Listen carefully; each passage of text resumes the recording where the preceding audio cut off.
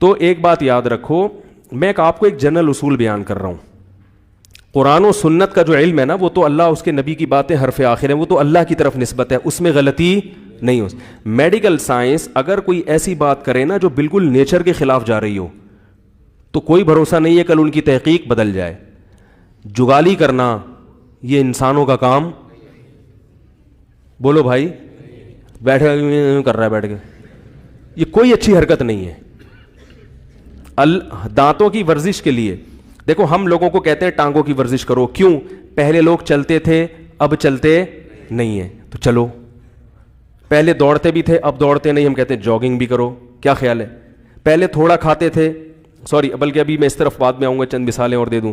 پہلے جو ہے محنت مزدوری کے کام کرتے تھے اب نہیں کرتے, ہم کہتے ہیں ویٹ لفٹنگ بھی کرو, صحیح, جم بھی جاؤ. لیکن ایسا نہیں ہے کہ پہلے کھاتے تھے اب کھانا چھوڑ دیا لہذا چنگم چباؤ دانتوں کی ورزش کے لیے. پہلے جتنا کھاتے تھے نا اتنی دانتوں کی ورزش نہیں ہوتی تھی, اب سارا دن کھاتے ہیں تو دانتوں کی ایکسرسائز کے لیے چنگم چبانا پرلے درجے کی.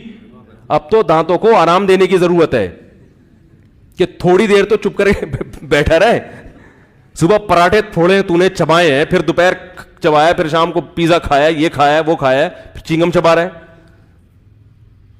اور رہا یہ مسئلہ کہ اس کے اتنے فائدے ہوں گے, فائدے ہر چیز میں کوئی نہ کوئی فائدہ تو ہے, لیکن فائدے زیادہ ہیں یا نقصانات. اور کیا وہ والے فائدے کسی اور طریقے سے تمیز سے حاصل نہیں ہو سکتے؟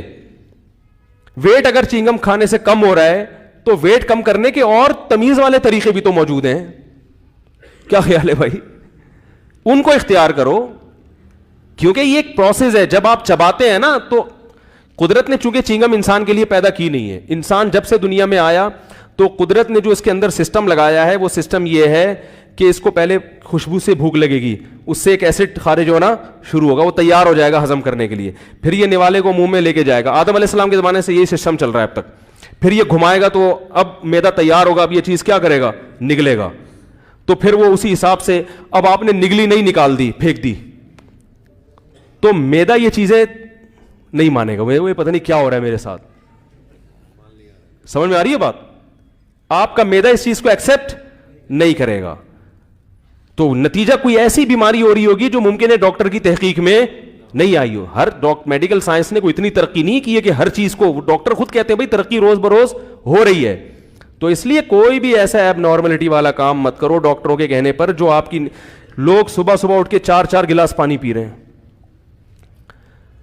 ایک صاحب پی رہے, میں نے کہا اللہ کے بندے, کبھی میں نے بکریاں بھی پالی ہیں یار, مرغیاں بھی پالی ہیں, صبح اٹھ کے سب دانا کھاتے ہیں, باجرہ کھاتے ہیں روزی کی طرح, پانی پیاس لگے تو پیو یار, خام خامے 4 گلاس پانی کے پاگل ہو گیا.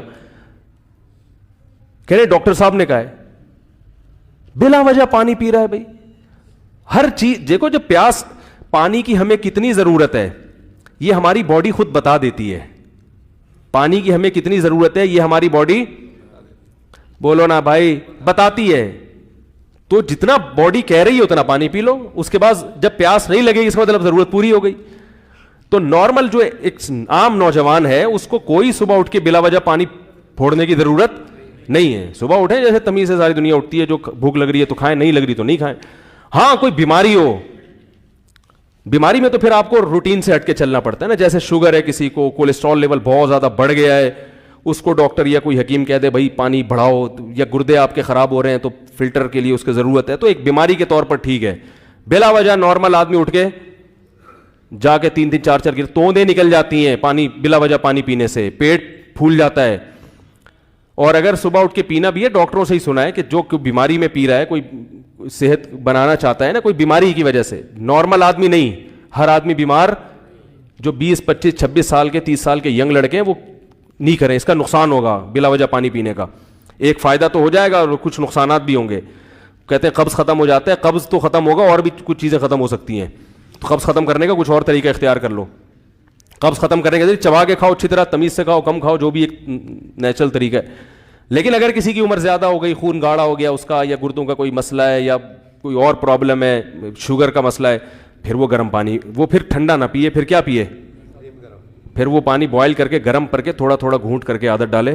وہ اس کو بیماریوں میں کچھ فائدہ ہوتا ہے. تو بیماری میں تو ڈاکٹر ہی بتائیں گے نا, نارمل آدمی کو ضرورت نہیں ہے. تمام دوائیں بچوں کی پہنچ سے دور رکھیں. ٹھیک ہے نا. تو نیچر کے خلاف کبھی بھی نہ چلیں, کبھی بھی نہ چلیں. نیچر جو ہے نا, جتنا اچھا نیچر گائیڈ کرتی ہے اتنا دنیا میں کوئی بھی گائیڈ.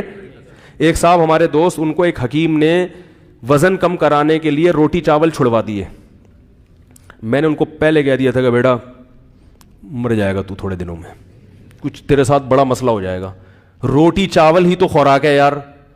چلو روٹی نہیں کھاتے تو اناج میں کچھ اور کھا لو, مکئی کھا لو. نہیں جی میرا وزن اتنا ہے. تو میں نے, حکیم صاحب نے کہا 30 کلو میں نے گھٹانا ہے. پتہ نہیں کتنے کلو کے تھے آپ سوچو, 30 کلو گھٹا کے بھی. وہ کیا ہوا, گوشت کھانا, گوشت سے وزن نہیں بڑھتا, گوشت جتنا مرضی کھا لو. تو انہوں نے روکھا گوشت کھانا شروع کیا. گوشت, وہ وزن تو بڑھ گیا ہے, ہینڈسم اسمارٹ ہو گئے. کبھی گردے میں پتھری, کبھی پتے میں پتھری, کبھی فلانا ڈمکانا, یورک ایسڈ. میں نے کہا جب گوشت ہی کھاؤ گے تو یورک ایسڈ کیا خیال ہے بھائی بڑھے گا. تو وہ تو ہوگا جب گوشت ہی گوشت کھایا جا رہا ہے. ٹھیک ہے, تو بس وزن کم کرنا ہے, فٹنس. تو میں نے کہا یہ روٹی تو انسان کی نیچرل غذا ہے بھائی, یہ تو کبھی بھی نہیں چھوڑا. ہم نے اپنے دادی سے مل کے آئے ہیں, 85 سال کی پراٹھا کھانی تھی ماشاء اللہ صبح کو.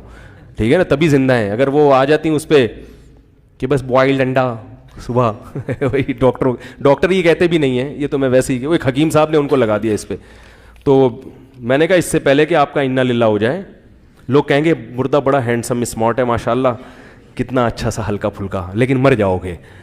کچھ لوگ نیچرل ان کا ویٹ ہی زیادہ ہوتا ہے, وہ موٹے نہیں ہوتے, وہ ہوتے ہی گول ہیں. قدرت نے ان کو پرکار رکھ کے بنایا ہوتا ہے. فرشتوں سے کہا ہوتا ہے جا کے یوں کرو اور آنکھیں یوں کر کے آنکھیں بناؤ, ایک چپکا دو, ایک ناک نکالو باہر, چلو بھائی. تو قدرت کی طرف سے تو قرآن میں آتا ہے نا کہ خلقہ کا فسوا کا, تیرے رب نے تجھے بنایا فسوا کا, فی ای صورت ما شاء رکبک, پھر جو چاہی صورت دینا چاہی تجھے وہ دے دی. تو اللہ جو چاہے صورت دے دیتے ہیں. تو کسی کو گول بنا دیا, باریک بنا دیا, تو بس یہ اللہ کی مرضی ہے. اب وہ گول خام خامے جو ہے نا کٹنگ کی کوشش میں ہے کہ, تو وہ پھر قبر میں چلا جاتا ہے. یورک ایسڈ بڑھ گیا, تو کم کریں روٹی چاول, چھوڑیں نہیں بھائی, دنیا چھوڑنی پڑ جائے گی. کھانا تو ہے یہ اصل. تو دیکھیں, مردوں سے مشابہت عورت کے لیے اختیار کرنا تو جائز نہیں ہے. جی.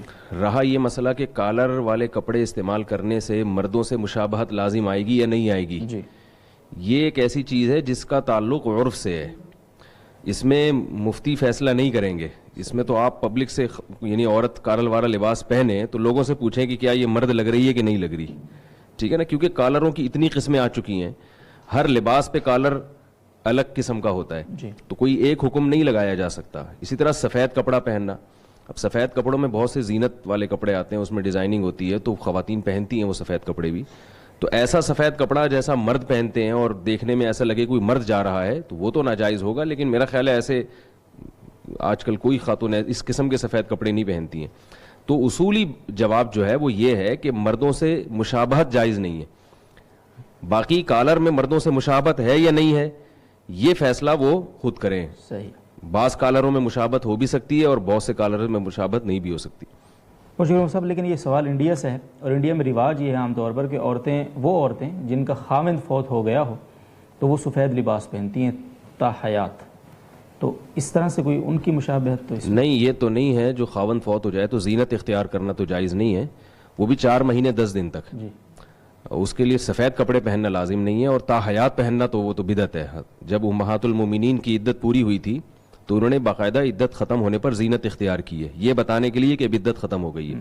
تو عورت کے لیے مستحب ہے کہ جس دن اس کی عدت ختم ہو وہ زینت اختیار کرنا شروع کر دے, یہ بتانے کے لیے کہ اب جو اللہ کا حکم تھا کہ زینت اختیار نہ کی جائے وہ حکم ختم ہو چکا ہے. تو ساری زندگی ایسے رہنا کہ شوہر مر گیا ہے اور اس کے غم کو مناتے رہنا, یہ شریعت میں اس کو پسند نہیں کیا گیا.